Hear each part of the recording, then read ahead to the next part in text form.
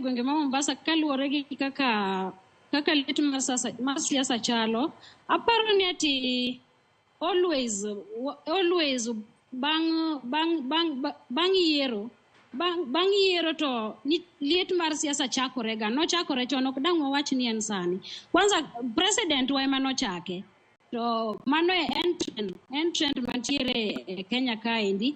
Koro ana kwayo maneno madeber to jok malaro kombe Mombasa already gin e telo, nafas mantiere ma giwacho ni ati awinjo Komar wacho ni an ready mar tero UDA mbele, moro no bende MP Manyali bende wacho ni en ben ready. Nafas ganda kwayo ni giwene jok mayudhe koro, nikech Gen Z kanuwuok kata seche magin kanigo awinjo ka giwacho ni wach Gen Z vijana koro gi mention vijana, but kochopo kar lemo to gidwa miyo vijana, kar vijana gidwa yudo telo sadi. At the same time vijana gimanyo tije, kidhi manyo tich idwaro experience mar 5 years, idwaro experience mar 10 years, gidwa golo kanye kokomigi that experience by now mondo gichak gi sani giwe telo ne vijana.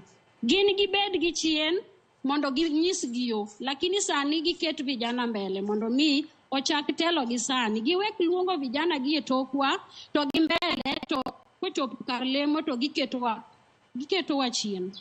Erokamano ahinya. Pogruok bende nomienjo e kinde Mohamed Ali gi Hassan Omar. Pogruok ma kama bende Eli nyalo penjo ni ten pogruok ilaro ang'o mane kaunti ma Mombasa?